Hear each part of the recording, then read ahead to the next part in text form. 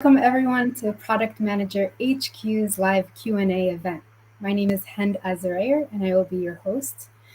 We are interviewing different product leaders to learn how they broke into product management and any lessons and tips that they have for us. For those of you joining live, please feel free to ask any questions you have in the chat box. Today, we are very happy to have Eyal Webber-Zvik joining us. He has more than 20 years of experience in engineering, product management, and product marketing combined. He is a self-taught programmer and has been a long-time subscriber of Product Manager HQ's newsletter. He is currently the VP of Cato Networks, which is a network security company that uses SASE technology. Thank you, Eyal, for joining us. Thank you very much for having me.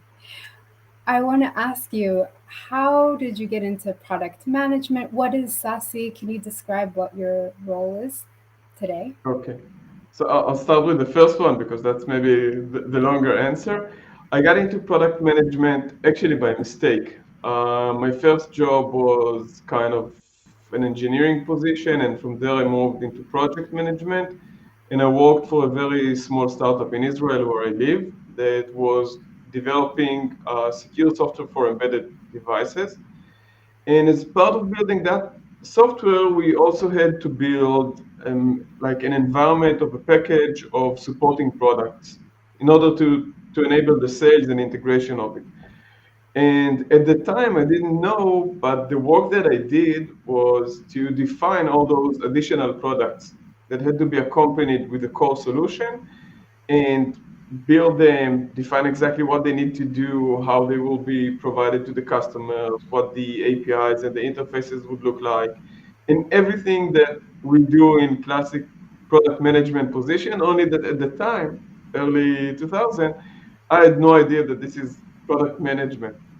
I did this under a project manager or program manager position, alongside also managing a group of developers and testing engineers. And after 10 years, the company got acquired by Broadcom, which is a very large company. And I was set to find new challenges. And when I was looking at my next job, I was looking at positions that were similar to my title, which was project/program management. And I realized that I was doing something completely different in my day-to-day job. So I was trying to figure out what is the right title for the work that I do and that I love doing.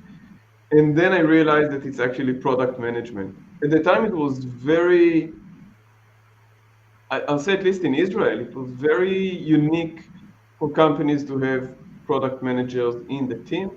The definition of products, requirements, and management of product lifecycle would usually be led by the engineering leaders. And I realized that this is the right definition of what I'm doing. And I started looking around for a product manager position. And it actually took me over a year to find another startup, which there are many of here in Israel, that was actually looking for someone who would do the same work that I did, but in a different domain. So my initial domain was embedded software and a lot of security and cryptography.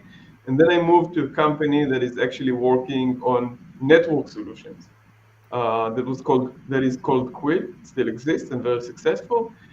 And I was a senior product manager there, responsible for several aspects of the product. And there I also started to do more product management work beyond what I did in the first company, which was a lot of outbound work and more close relation with clients and channel partners and integrations and more kind of dynamic interactions with the end customer who is going to use the product compared to the first position where I was like envisioning how it's going to be used and kind of fitting that usage pattern to the customer.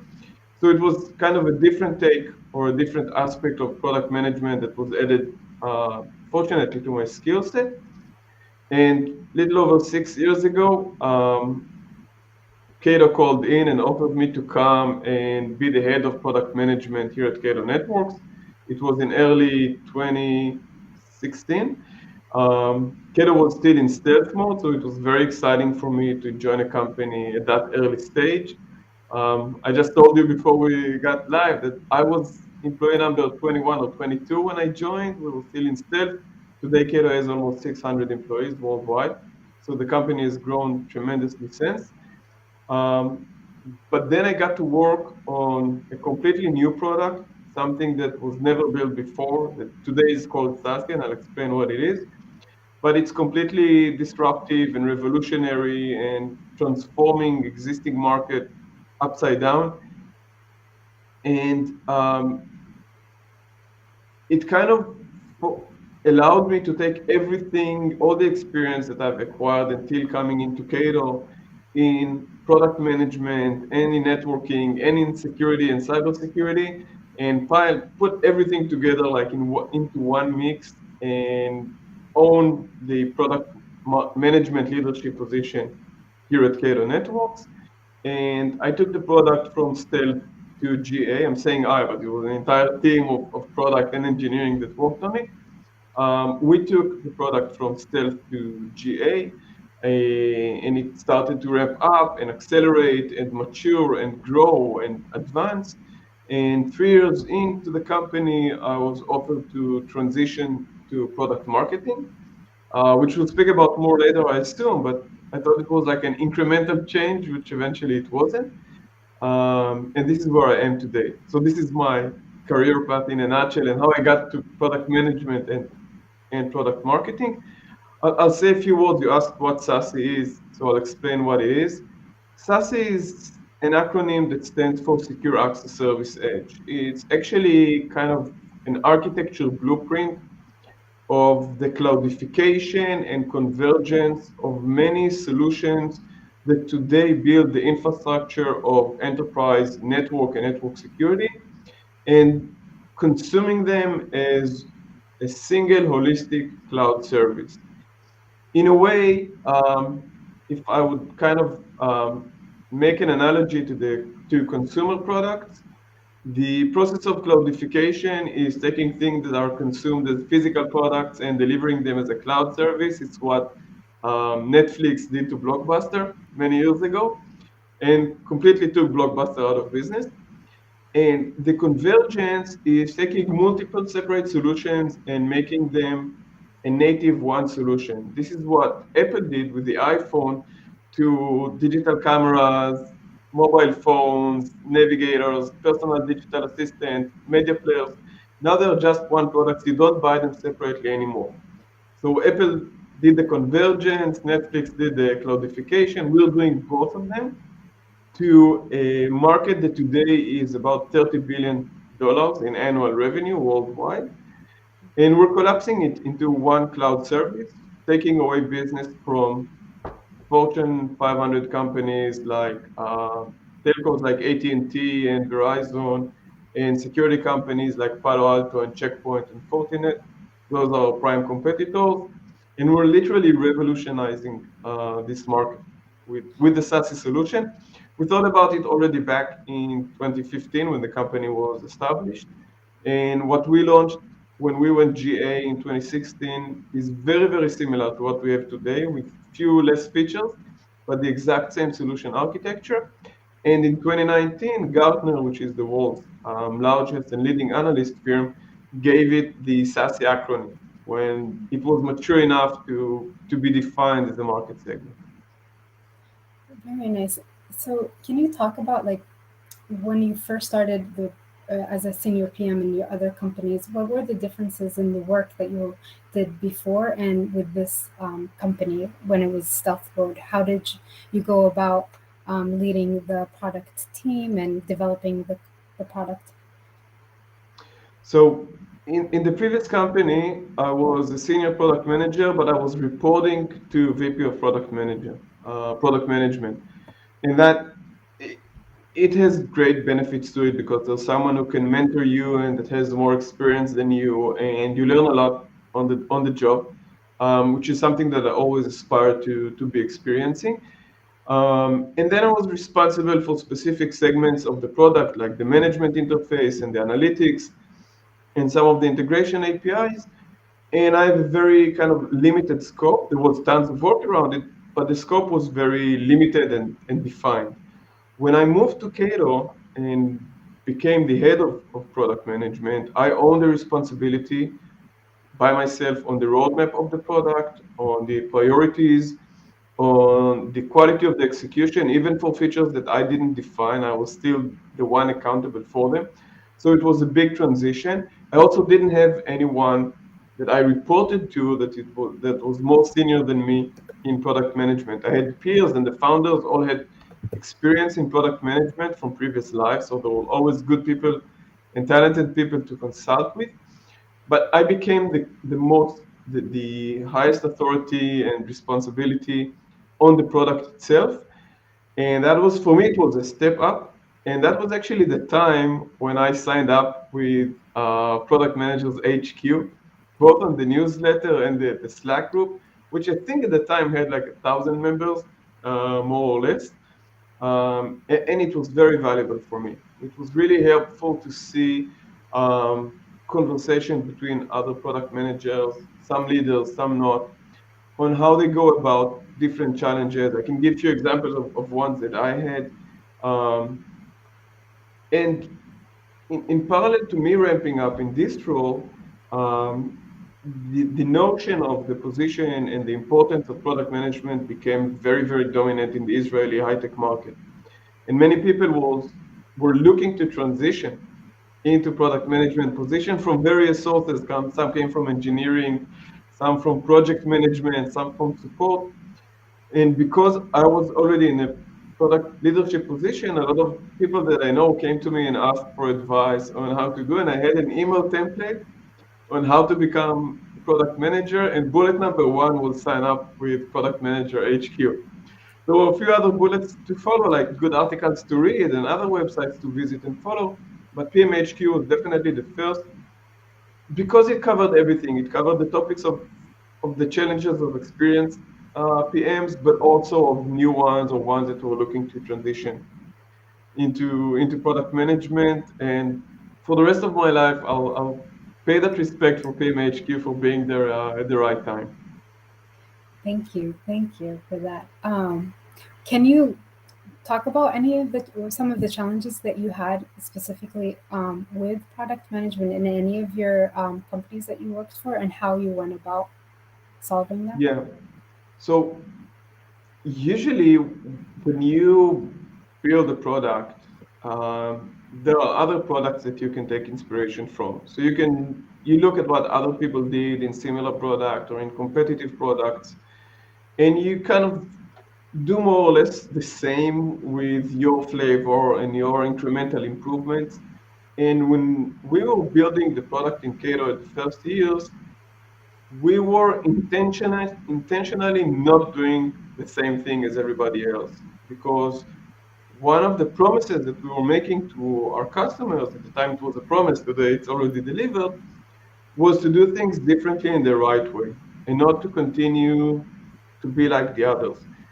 And when the product started going from stealth to GA and started actually facing customers and production networks of our customers, customer came back to us and told us, look, you're doing it wrongly. Look at what Palo Alto are doing. Look at what Fortinet, the market leaders in the space are doing, and be more like them. And in the position of a product manager, this is very hard to stand in front of a customer that tells you, I love your idea, but you're implementing it wrong. You need to do things differently. You're doing it the wrong way. When you know in every inch of your body that you're actually doing it the right way, but the customer is accustomed to thinking the wrong way on how to go about what they need to achieve in building the network and network security infrastructure. And it was a struggle. It was literally a daily struggle to build something right, get negative feedback at times, and kind of break that feedback apart. And the way to go about it was actually not to dismiss it by saying, look, this customer doesn't understand what I'm trying to do, because the customer do know what they need. They just sometimes not open to new ways to achieve that. So customer wants to get from point A to point B. They know that with existing products, they have three or four options to do it. And we're coming with option number seven that they didn't even envision. So I had with my team, we went into very deep conversations with customers and understand not what they want us to do, but what they are trying to achieve. What are the actions or the accomplishments that they are trying to achieve with our solution or they try to achieve with the previous solutions, and not listen to them telling us how to do it, but to focus on what they are looking for, and then go back and do our homework and figure out what is the right way that we think is the way to do those things. And it's like an internal struggle that there are voices from the outside that tell you one thing and there are voices from within that tell you the other thing. And you need to be very, very, very loyal to yourself and to what you believe is the right way to go about things and implement it this way and then go back to the customer and explain why you thought that why what they said wasn't the optimal way and why we think this is the right way and convince them to try it. And in the majority of cases, actually, the fact that we were coming from the outside and we were not our customers, but engineers who were looking to solve problems in innovative ways, gave us the ability to get an objective perspective on things and to come with original, innovative ways to achieve their day-to-day job. And in some cases, I can give one example that I like very much. When you install two firewall devices in your network, you put them in something that is called HA, which stands for high availability. So there are two firewalls sitting one next to the other, two boxes, that if one fails because of a power failure, it catches fire, whatever, the other one automatically takes over. It's a very common practice with almost every network and network security device for 30 plus years. The process of configuring devices in high availability is painful. It varies from several hours to a day of work with long scripts and user manuals that you have to go step by step. And when you get to the end of the script and you make the final move and it doesn't work, you need to go and figure out which step in the 200 steps that you went through didn't work. And we wanted to do it differently. We know that the customers need HA, but we were not willing to do it the same way.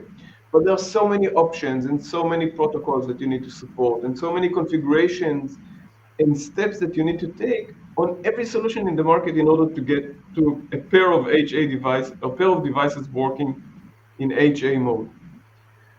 We did a work, just the design work. I'm not, before a single line of code was written, almost 3 months were invested in figuring out what everybody else is doing, what is common across them, what can be removed, what can be automated, what can be skipped in a very thorough and specific practice until we got to a point where the implementation was so simple that we just had to understand, our solution only had to understand the intent of the end user to have two devices in HA, and everything happens automatically.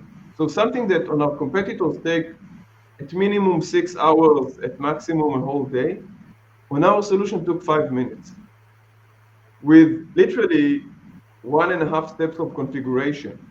But we had to completely step outside of the box, look at it from above, break it into a million pieces and build it up again in order to do it. And our customers would never tell us, I just need it to work. They would never give us that hint. We had to step back, do all this process, which is pure product management work, right? It's like breaking things apart and building them again the right way. This was one great example that I always share around how we kind of it resembles many things that we do here at Cato in the way that our solution operates, but it's a great example of how customers will tell you one thing, but you know there is a better way to do it. You just need to get a chance to do it the right way. Yeah, it sounds like with the end goal in mind, you can somehow convince the user at some point when you figure out the steps to do it, how to change that mindset. Um, and can you talk about how you have how you've built like the business acumen as well, and keeping their stakeholders, because it seems like a lot of time to develop, like you said, 3 months. But how do you make sure that everyone's on board um, while you develop the product? So that's one of the things that one of my previous bosses gave me as a kind of a lesson for life, and that is to always keep a sense of urgency on one side and a lot of transparency on the other side with everybody who is involved, not only within the product management organization, but across all the teams that involved. So when a product manager, in my view, and I kind of try to always follow this practice, when a PM comes into a kickoff meeting with all the engineering and automation and all the teams that are involved, they need to come with a full story of what we're building, not only just what the feature is doing and how we want it, but what the customers are going to benefit, how it's going to position us in a favorable position against the competition, how it would make us better, how it would make our customers love us and be more loyal, how it would save them time, how it would make them champions in their organization, how it would impact the business.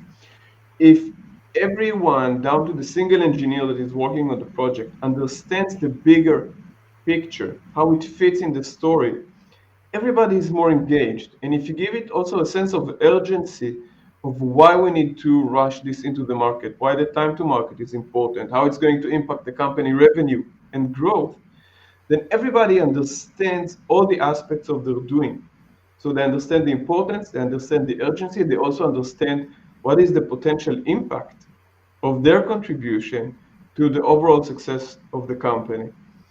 So every time I myself or my team came up with a kickoff meeting for a project, we came with a full presentation that starts with what is the problem we're solving, what is the potential impact, how everybody is going to benefit and contribute, and only then start to speak about what the product or the feature is going to look like. That's good advice. Always have the vision in mind. And how do you feel that network security product management is different than your regular general PM? What are some of the skill set that those PMs should have? So I've only been PM in either security, network, or the combination of both.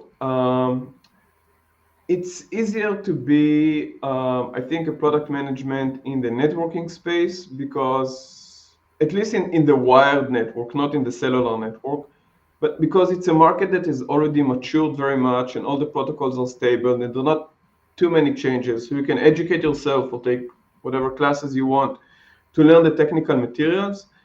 And then you know the boundaries of the engineering realm that you're working on. The cyberspace is completely different. It's fast moving. You need to always stay on your toes. You need to read the right blogs, follow the right thought leaders, be very attentive to changes in the market because it's moving very, very fast. Even companies that exist for 30 years are innovating at a very, very high pace. And when you're building a cloud service solution, and maybe that's the difference between product and cloud services, when you move from building products that has a very relatively slow life cycle of 3 to 4 to maybe 2 version releases a year, you move to a CI/CD kind of SaaS solution that has far more releases, maybe once a week, twice every other week, of new versions, and everybody is cramming, and everything is moving significantly faster. It's much more challenging because on the one side you have to stay in pace or ahead of the pace of the company with your design work and everything that you want the engineering teams to do and maintaining the quality while moving very, very fast. But on the other hand, you still need to keep yourself educated on what is going on in the market. And it takes a lot of, for me, it took a lot of time to find the right balance between doing my day-to-day job, keeping my own technical education, and maintaining my lost at times work-life balance. But it's part of the challenge of the job. Yeah, and let's talk about that. How do you maintain work life balance? Because it seems like there's a lot going on. It's difficult in the industry. It's even harder in a startup. I think it's two times harder in an Israeli startup because the national mentality here is work more or less restless. Um, but at times I found different ways to do it. Sometimes I would close some of the mornings of my weeks. I knew that I would have late night calls, so I would start the day early and spend some more times with the kids. Or I had a baby at the time, so I could spend whole mornings with her, and kind of reserve time for my family. My current practice today, which is something that I started doing about 6 months into COVID, is that I have 2 days that are fully blocked on my calendar. And no one can schedule meetings into those days for me without going through me first, so I can filter and decide what's important and what's not. The first day, which is the first day of the week, of the working week, is dedicated to clearing backlogs on the first half of the day, building up my weekly reports to my peer managers, and collecting the data from my team. And then the second half of the day is dedicated to creativity, building new content, brainstorming, thinking about things that I can't do in the day-to-day stress. Then I have 3 days of back-to-back meetings because I closed 2 days. But then all the meetings are in those 3 days, and I get very little work done, but I get all the meetings that I need. And then the last day of the working week is dedicated to clearing the table. I'm like a zero inbox, zero unread person, and then planning my next week. And I work within this cycle, and this cycle allows me to, right now, it's the most optimal way to achieve everything that I need to achieve. I never get to do everything, but it's like the most optimized way. Maintain work-life balance, and also keep time for self-education and creativity and everything that I need to do. Because if I'll just context switch from meeting all day, meeting to other stuff nonstop, then it's very difficult to stay creative in this environment. Yeah, that's a good way to develop that cycle of productivity. We do have a question. Before I ask the question, because it'll be our ending question, do you have any tips or advice for anyone that's starting product management? Beyond subscribing with the Product Managers HQ, um, yes, I do. Be very critic of every product that you use. One of the things um, that I started when I realized that I'm a product manager, I started looking at everything in my environment, from the interfaces on my TV and the Netflix interface, and the interface on my phone, and the different applications, and even my car, or public transportation design. Everything has someone who made product management decisions behind it. And it intrigues me to think, if I was in the room, what the conversation would look like. When they plane the train station that I used to commute to work, how did they plane it this way? Why is it heading in one direction and not the other? Why is the shading this way? How come they didn't think about the wind that is coming in together with the train? So many things. They had to prioritize one thing over the other. I'm always trying to look at things and imagine what the design sessions would look like, because it opens my mind to new things that are outside my domain that I get inspiration from. Sometimes I'm so intrigued that I'll go and Google how you design, taking train stations as an example, how people design train stations. And I look at different designs, and then you can see that some problems are solved in one station that is above ground. Underground stations have different problems. Everybody works around those issues, their prioritization, and how to break them apart and build them the right way next time. So I always look at that. And I think when someone wants to be a product management, they need to get in that state of mind of looking at how things are built and thinking what decisions were taken when building things the way they are built. All right, that's a great segue into the question that we have. What are the soft skills you consider to be most important for a new person starting at product management? Okay, so thank you, Bruno, for that question. Um, Soft skills would be the following. Curiosity is a must. You need to have the desire to learn all the time, but also independence. So you can't rely on anyone to teach you what you need to know. It's great if you have someone mentoring you, but you can't rely on it. So you need to find the sources to educate yourself in technical domains where you want to work in business practices, understanding business, sales, marketing, all the areas that are adjacent to product marketing. The more you understand them, product marketing would train you. When you get the job, you'll get on-job training, one way or the other. But if you learn about how the day-to-day work of your peers look like, you'll be able to collaborate better. So if you're not a programmer, but you understand how programmers think, because you read programmers' blogs and even understand their jokes, you'll be able to better work and engage and encourage programmers to do what you want, as an example. So be very curious to everything around you and all the people you work with and their jobs. And if you work on a technical product as a product manager, I think you should always be one step ahead. Try to be one step ahead of everybody else. So if you work, for example, on a new phone, imaginary example, you work on a new phone, you don't need to understand what 6G or 7G technology is to the level of protocols. You need to do understand what it means at a high level and what are the values of it.